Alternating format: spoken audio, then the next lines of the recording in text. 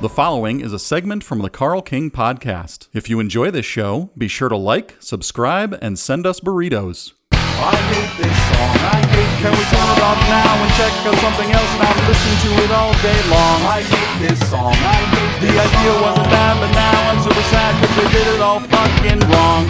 Up next is Friday by Rebecca Black, submitted by avid music fan Dale Turner.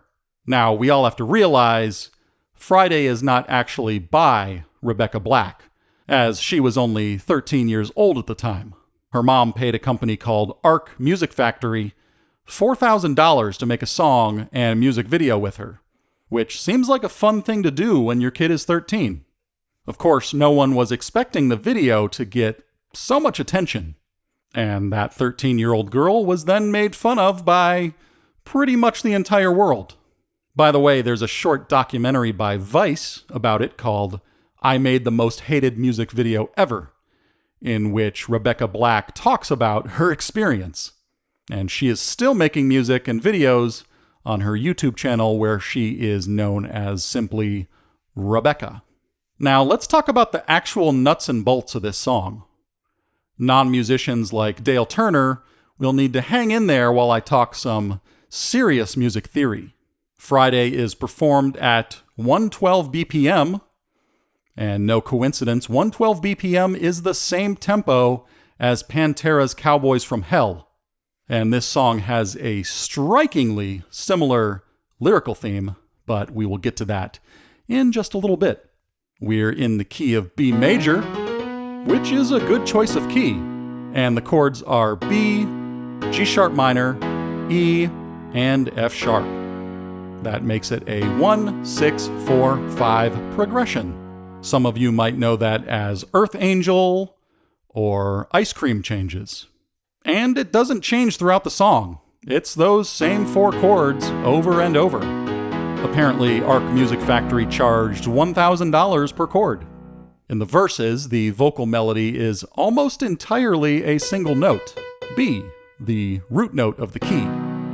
It's heavily auto-tuned, of course, as all music is now, and there are some moments of ornamentation, but not much.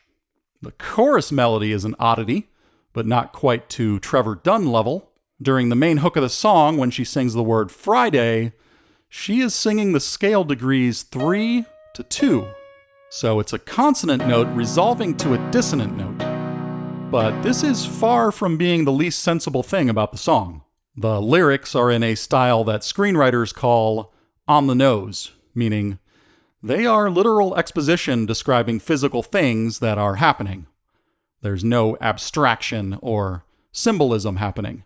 It's all concrete.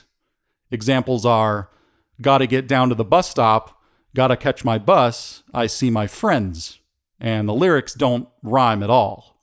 Gotta make my mind up, which seat can I take?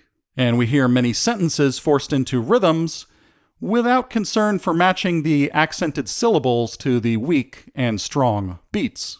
The band They Might Be Giants do that sort of thing, sparingly, for sarcastic, comedic effect, but in this case, I think it was just a lack of skill.